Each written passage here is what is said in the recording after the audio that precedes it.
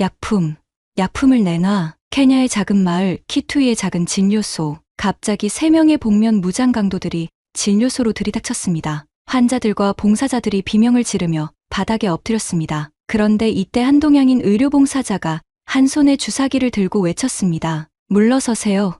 이건 에볼라 바이러스 배양액입니다. 순간 강도들이 당황했습니다. 동양인 의료봉사자가 다시 외쳤습니다. 당장 돌아가지 않으면 모두 감염될 겁니다. 강도들은 순간 서로의 얼굴을 쳐다보더니 이내 진료소 밖으로 달아났고 진료소 안의 사람들은 안도의 한숨을 내쉬었습니다. 안녕하세요. 저는 옥스포드 대학에서 인류학을 전공하고 한국에 교환학생으로 온 엘리자베스 워싱턴입니다. 얼마 전 케냐에서 만난 한 사람 때문에 저는 운명적으로 한국이라는 나라로 이끌리게 되었습니다. 6개월 전 저는 케냐의 작은 마을 키투이에서 국제의료봉사단으로 활동했어요. 당시 저는 단순히 제 논문을 위한 현장 경험을 쌓기 위해 참가했을 뿐이었습니다. 글로벌 의료 시스템과 현지 문화의 상호작용이라는 주제로 논문을 쓰기 위해서는 실제 의료 현장을 경험해야 했기 때문이죠. 저는 케냐에 도착했던 첫날을 생생하게 기억합니다. 무더운 열기, 붉은 흙먼지, 그리고 공항에서 봉사단원들을 맞이하던 현지 코디네이터의 환한 미소.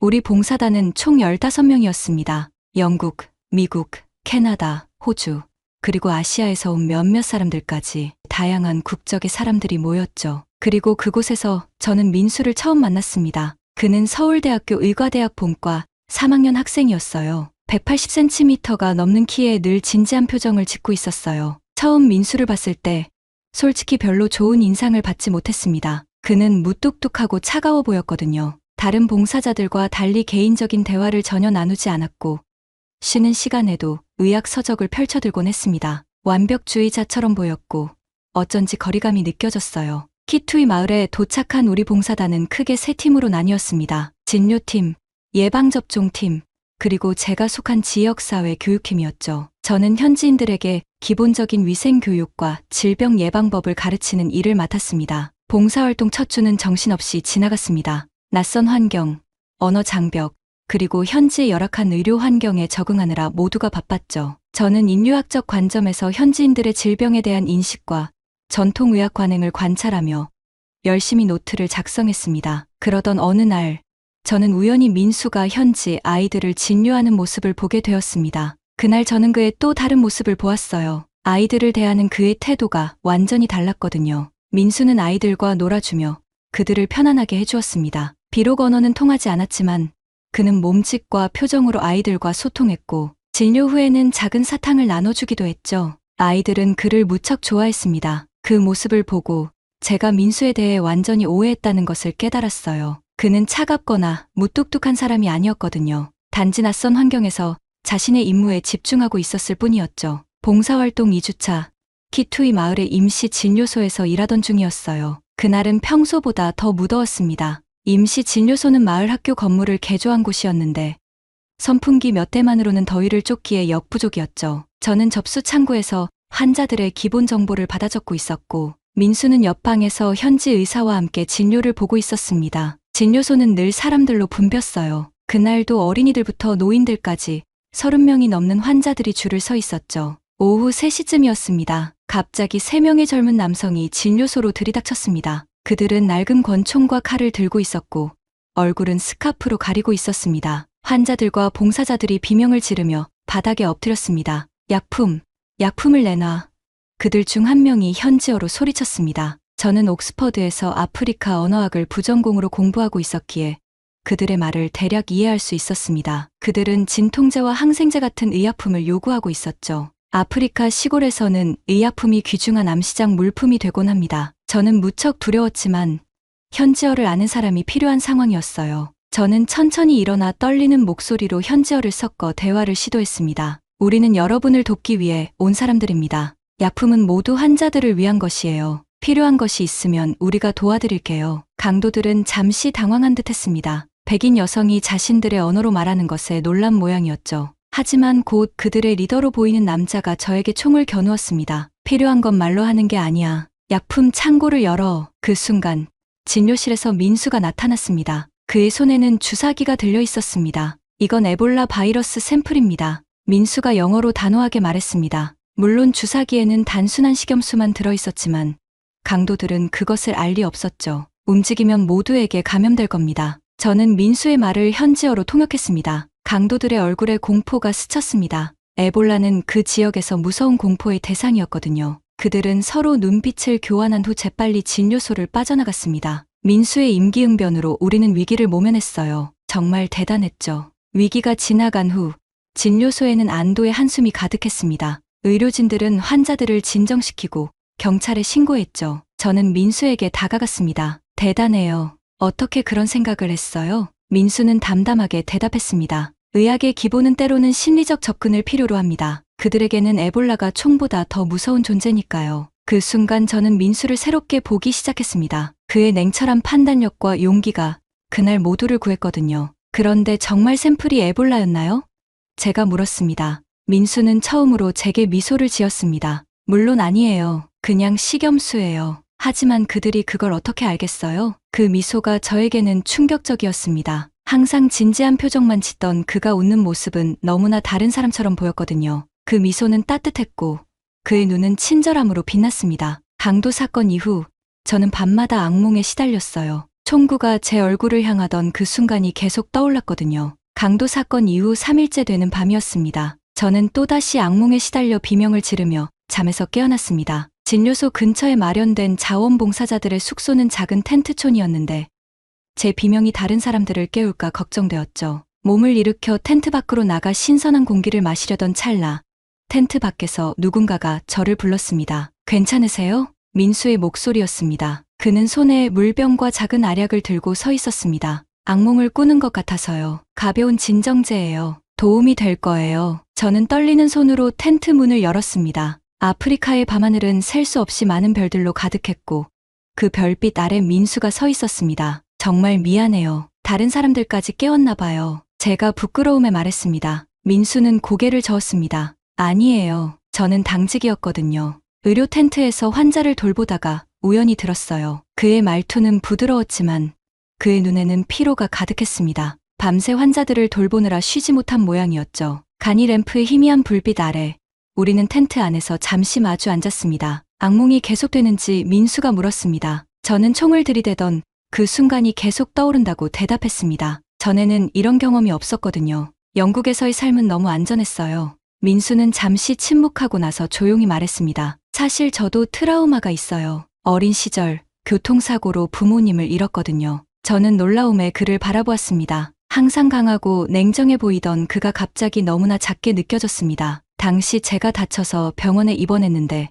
부모님이 돌아가셨다는 걸 한참 뒤에야 알게 됐어요. 민수가 계속해서 말했습니다. 11살이었는데 한 달 동안 병원에 누워 있었어요. 그리고 퇴원하는 날 할머니가 오셔서 부모님이 천국에 가셨다고 알려주셨죠. 저는 민수의 손을 꼭 잡았습니다. 그의 목소리에서 깊은 상처가 느껴졌습니다. 그때 저를 치료해 주신 의사 선생님이 계셨어요. 그분이 제게 넌 살아남았으니 다른 이들을 살리는 사람이 되어야 한다고 말씀하셨죠. 그때부터 저는 의사가 되기로 결심했어요. 그래서 의대에 가기로 한 거군요. 제가 말했습니다. 민수는 고개를 끄덕였습니다.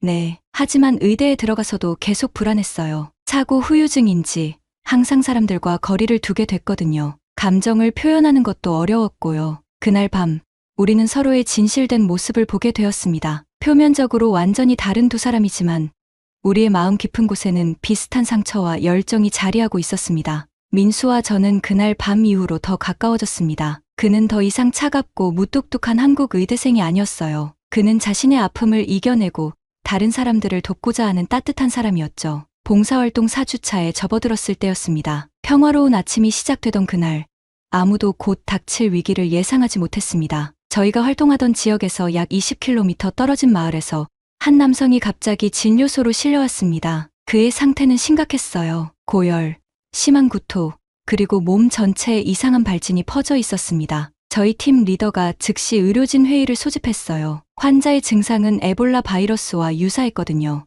회의실의 공기는 무거웠습니다. 에볼라는 농담으로도 꺼내기 힘든 단어였습니다. 특히 아프리카에서는요. 2014년 서아프리카 에볼라 발병 당시 11,000명 이상이 목숨을 잃었죠. 확실히 에볼라라고 할 수는 없지만 의심 사례로 취급해야 합니다. 팀 리더가 말했습니다. 모든 안전 프로토콜을 가동하세요. 그리고 지역 보건당국에 즉시 연락해야 합니다. 제 심장이 철렁 내려앉았습니다. 에볼라는 매우 위험한 질병이었고 접촉을 통해 쉽게 전염됩니다. 민수는 망설임 없이 즉시 자원했고 저는 현지어를 할 수 있어서 환자 가족과 소통하는 임무가 맡겨졌어요. 진료소는 순식간에 격리구역으로 변했습니다. 봉사자들은 보호장비를 착용하고 환자는 별도의 공간으로 옮겨졌습니다. 저는 환자와 함께 온 가족들에게 다가갔습니다. 그들은 무척 두려워하고 있었어요. 에볼라라는 단어만으로도 공포에 질렸죠. 저는 최대한 차분하게 그들을 안심시키려 했지만 솔직히 저 자신도 두려웠어요. 몇 시간 동안 저는 환자의 가족, 이웃,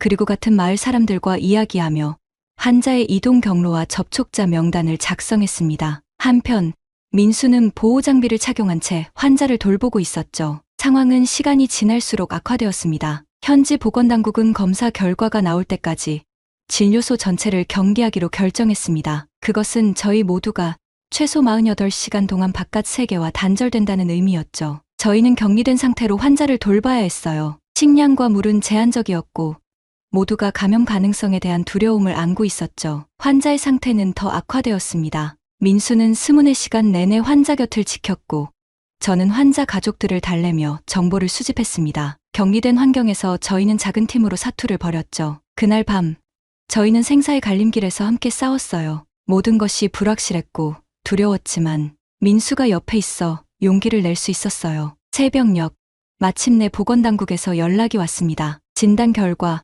환자는 에볼라가 아닌 라사열이라는 다른 바이러스성 질환에 감염된 것으로 확인되었습니다. 라사열도 위험한 질병이지만 에볼라보다는 치명률이 낮고 치료 방법이 있었죠. 결과를 들었을 때 모두가 안도의 한숨을 내쉬었어요. 특히 민수의 얼굴에서 긴장이 풀리는 것이 보였어요. 격리는 곧 해제되었고 환자는 더 큰 병원으로 이송되었습니다. 저와 민수는 48시간 동안의 격리와 긴장 속에서 완전히 지쳐 있었습니다. 격리가 끝난 후 민수와 저는 진료소 뒤편의 작은 언덕에 앉았어요. 아프리카의 해가 지고 있었습니다. 저는 그의 손을 잡았습니다. 그의 손은 보호장비로 인해 거칠어져 있었지만 따뜻했습니다. 우리는 말없이 서로를 바라보았고 그 순간 무언가가 변했습니다. 위기 속에서 우리는 서로에게 의지했고 그 과정에서 우정 이상의 감정이 싹트기 시작했던 것 같습니다. 에볼라 의심 환자 사건 이후 민수와 저의 관계는 깊어졌습니다. 우리는 더 이상 그저 동료 봉사자가 아니었어요. 함께 보내는 시간이 늘어났고 서로에 대해 더 많이 알아갔어요. 민수는 제게 한국어를 가르쳐 주기 시작했어요. 안녕하세요. 감사합니다 같은 기본적인 인사부터 시작했지요. 발음이 어려웠지만 그가 참을성 있게 가르쳐 주었어요. 봉사활동 5주차, 저희 팀은 잠시 휴식 시간을 갖기로 했습니다. 몇 주간의 고된 활동 후 모두가 재충전이 필요했거든요. 팀장은 카이로로의 당일 여행을 제안했습니다. 고대 이집트 박물관과 시장을 방문하는 일정이었죠. 카이로는 활기찬 도시였어요. 거리는 사람들과 자동차로 붐볐고 시장은 색색의 천과 향신료, 기념품으로 가득했지요. 아침부터 박물관을 돌아본 후 점심 식사를 마친 우리 일행은 칸 엘칼릴리 시장으로 향했습니다. 이곳은 카이로에서 가장 유명한 시장으로 좁은 골목길을 따라 수많은 상점들이 늘어서 있었죠. 민수와 저는 잠시 다른 팀원들과 떨어져서 시장을 구경하고 있었어요. 그가 제게 작은 선물을 사주겠다고 했거든요. 민수는 아름다운 파피루스 그림을 고르고 있었고 저는 그 옆에서 기다리고 있었습니다. 제 가방에는 여권, 신용카드, 그리고 봉사활동 관련 중요 서류들이 들어있었죠. 시장의 붐비는 분위기에 정신이 팔려 있던 그때였습니다. 갑자기 누군가가 제 어깨를 세게 밀쳤어요. 균형을 잃고 비틀거렸는데 그 순간 제 가방이 사라진 것을 깨달았어요. 도둑이야. 내 가방. 제가 소리쳤습니다. 민수는 즉시 반응했습니다. 그는 파피루스를 내려놓고 도망치는 소매치기의 방향을 살폈습니다. 그리고는 제게 짧게 말했습니다. 여기 있어요. 곧 돌아올게요. 그리고 그는 붐비는 시장 속으로 뛰어들었습니다. 민수가 사라진 후 저는 너무 당황해서 어쩔 줄 몰랐어요. 여권과 서류를 잃어버린다면 큰일이었거든요. 상인들과 다른 관광객들이 제게 다가와 괜찮은지 물었지만 저는 민수가 걱정되었습니다. 카이로는 낯선 도시였고 골목길은 미로처럼 복잡했으니까요. 15분이 지나도 민수는 돌아오지 않았습니다. 저는 점점 더 불안해졌습니다. 혹시 그에게 무슨 일이 생긴 건 아닐까 하는 두려움이 밀려왔죠. 20분 정도 지났을 때 드디어 민수가 나타났어요. 그의 셔츠는 땀에 젖어 있었고 숨을 헐떡이고 있었죠. 그리고 그의 손에는 제 가방이 들려 있었어요. 민수는 소매치기를 시장 끝까지 쫓아갔고 마침내 그를 따라잡아 가방을 되찾아 주었어요. 그날 저는 깨달았어요. 그는 단순한 용기를 넘어서 깊은 책임감과 옳은 일을 위해 자신을 희생할 수 있는 사람이라는 것을요. 카이로에서 봉사활동 캠프로 돌아가는 버스 안에서 민수와 저는 나란히 앉아 있었습니다. 피로에 지친 그는 제 어깨에 머리를 기대고 잠이 들었고 저는 그의 평화로운 얼굴을 바라보며 생각했습니다. 이 사람을 정말 사랑하게 된 것 같은 마음이 들었습니다. 하지만 저희의 행복한 시간은 오래가지 못했어요. 봉사활동 기간이 끝나가고 있었거든요. 봉사활동 마지막 주가 다가왔습니다. 6주간의 시간이 이렇게 빨리 지나갈 줄은 아무도 몰랐던 것 같아요. 처음 도착했을 때는 너무 길게 느껴졌던 시간이 이제는 너무 짧게 느껴졌습니다. 마지막 주에는 모두가 분주했어요. 의료 기록 정리하기, 남은 의약품 분류하기, 현지 의료진에게 인수인계하기 등 할 일이 너무 많았어요. 하지만 일에 집중하기가 어려웠습니다. 제 머릿속은 온통 민수와의 이별로 가득 차 있었거든요. 그는 서울로, 저는 옥스포드로 돌아가야 했습니다. 우리 사이에는 약 9,000km의 거리가 생기게 될 것이었죠. 민수와 저는 마지막 날들을 어떻게 보내야 할지 이야기를 나눴어요. 하지만 솔직히 말하기가 어려웠죠. 우리 사이에 무엇이 있는지, 그리고 앞으로 어떻게 될지 몰랐으니까요. 어느 저녁, 저희는 캠프 근처의 작은 언덕에 올라갔습니다. 아프리카의 석양은 지구상 어디에서도 볼 수 없는 아름다움이 있었죠. 붉은 노을이 대지를 황금빛으로 물들이고 바오밥 나무들의 실루엣이 하늘에 그림자를 드리웠습니다. 민수는 깊은 생각에 잠긴 듯 했습니다. 장거리 연애가 쉽지 않다는 건 알아요. 하지만 시도해볼 가치가 있다고 생각해요. 당신은 어떻게 생각하나요? 저는 마음속의 불안감을 감출 수 없었습니다. 정말 그게 가능할까요?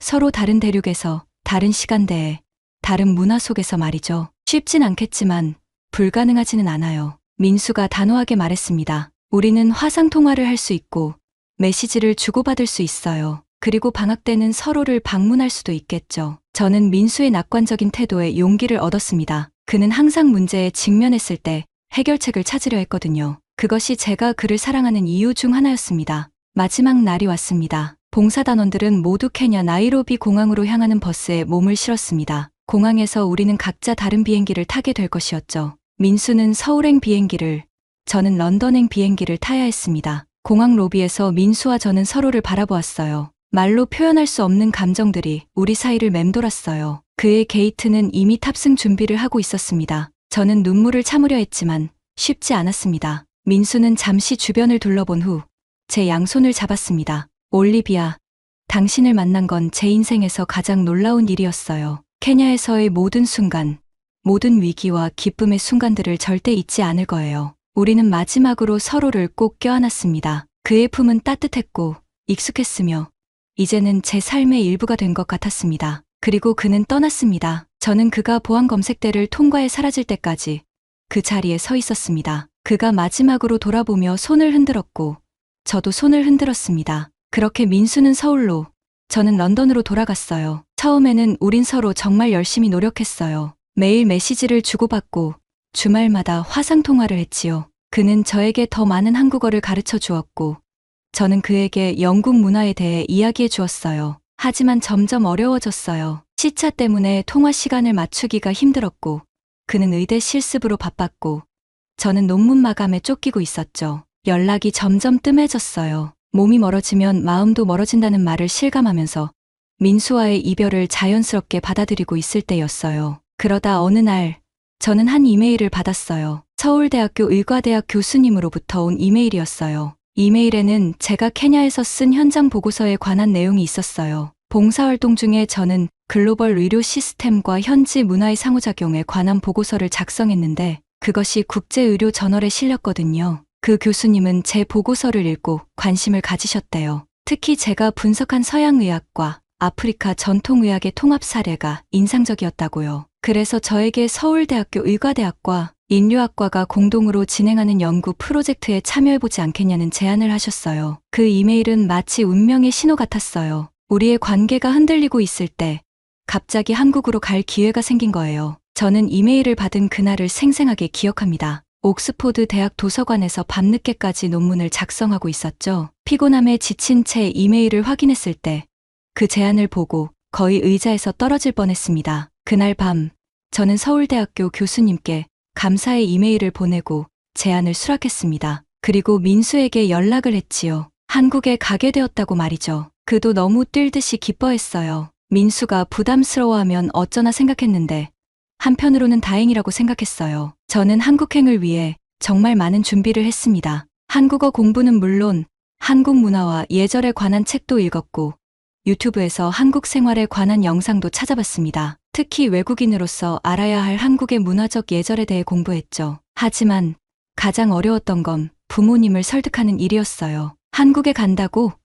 넌 대체 무슨 생각을 하는 거니? 엄마의 날카로운 목소리가 런던 켄싱턴 지역의 고급 빅토리안 양식 저택을 가득 채웠습니다. 저는 거실 한가운데 서서 옥스포드 대학 교환학생 지원서를 꼭 쥐고 있었습니다. 지원서 상단에는 굵은 글씨로 서울대학교 교환학생 프로그램이라고 적혀 있었죠. 엄마, 제 선택을 존중해 주세요. 제가 왜 한국에 가고 싶은지 들어보세요. 제가 차분하게 말했지만 제 목소리는 미세하게 떨리고 있었습니다. 어머니는 저를 향해 고개를 절레절레 흔들었습니다. 넌 옥스포드 인류학과의 가장 촉망받는 학생이야. 왜 하필 한국이니?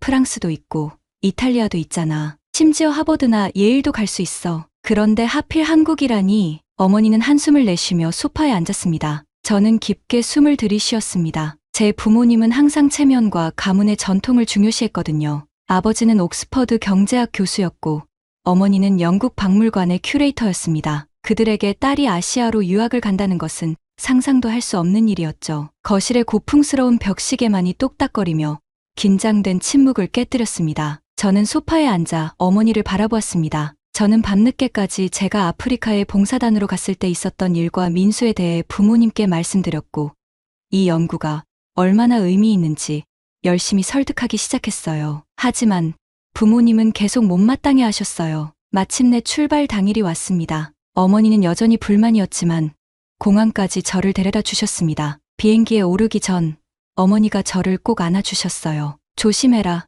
그리고 내가 후회하지 않기를 바란다고 말씀하셨죠. 12시간의 긴 비행 끝에 저는 마침내 인천국제공항에 도착했습니다. 피곤했지만 설렘이 더 컸죠. 입국장을 나오자 민수가 커다란 꽃다발을 들고 서 있었습니다. 민수는 저를 보자마자 달려와 안아주었어요. 그 순간 모든 불안과 걱정이 사라졌습니다. 저는 올바른 선택을 한 것이었죠. 그는 서울로 가는 길에 창밖의 풍경을 설명해 주었습니다. 고층 빌딩들, 한강, 그리고 밤이 되자 형형색색의 네온사인들로 빛나는 도시들. 서울은 제가 상상했던 것보다 훨씬 더 현대적이고 세련되었어요. 런던과는 또 다른 방식으로 활기찼지요. 시간이 지날수록 저는 한국 문화에 더 깊이 매료되어 갔습니다. 한복을 입어보기도 하고 김치 담그는 법도 배웠으며 한국의 전통 명절인 추석과 설날도 민수의 가족과 함께 보냈습니다. 가장 기억에 남는 건 추석 때 민수 할머니 댁에 간 일이에요. 시골에 계셨는데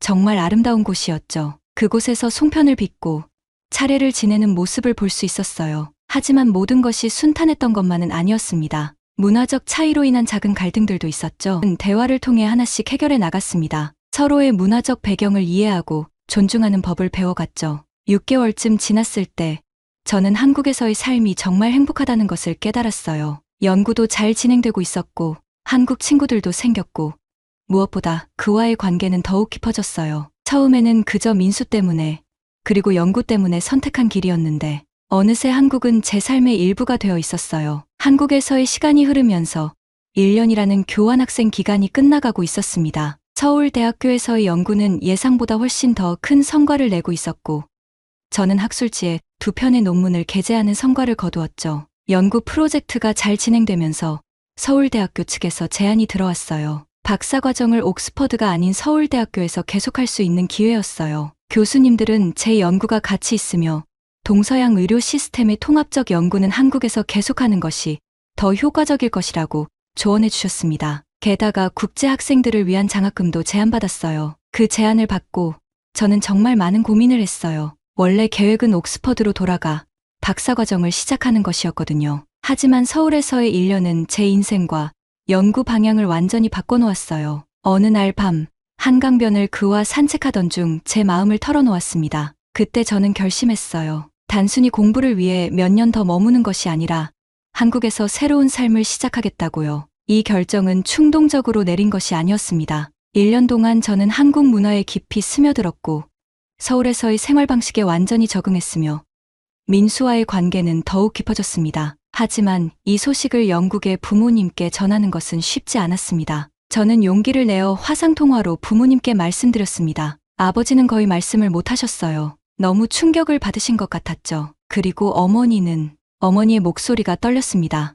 내가 미쳤구나. 워싱턴 가문의 딸이 대체 어떻게 그럴 수 있니? 라고 하셨어요. 당시 어머니의 반응은 격렬했습니다. 교환학생으로 1년 정도 한국에 머무는 것은 받아들일 수 있었지만 영국 국적을 포기하고 한국에 정착한다는 생각은 도저히 이해할 수 없다고 하셨습니다. 너는 우리 가문의 전통과 역사를 알잖니? 내 할아버지는 영국 외교관이셨고 내 아버지는 옥스퍼드의 저명한 교수야.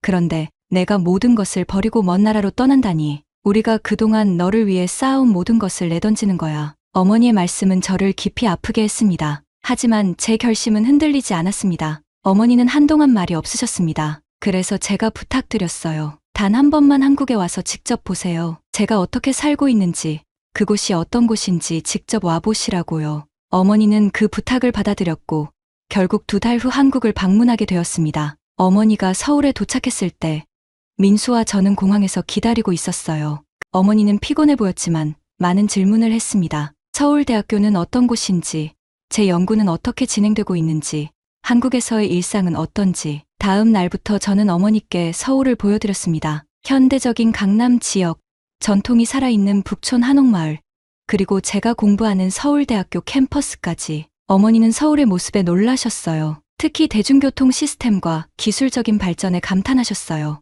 어머니의 방문 일주일째, 그의 할머니께서 시골에서 올라오셨습니다. 90세가 넘은 연세에도 건강하고 정정하셨죠. 그분은 한국전쟁을 겪으셨고 놀랍게도 젊은 시절 영국 적십자와 함께 일한 경험이 있으셨습니다. 할머니와 어머니 사이에 특별한 유대감이 형성됐어요. 비록 언어는 통하지 않았지만 서로의 손을 잡고 사진을 보며 이야기를 나눴어요. 그날 저녁 어머니의 표정이 달라져 있었어요. 이 나라에는 역사와 전통이 있구나.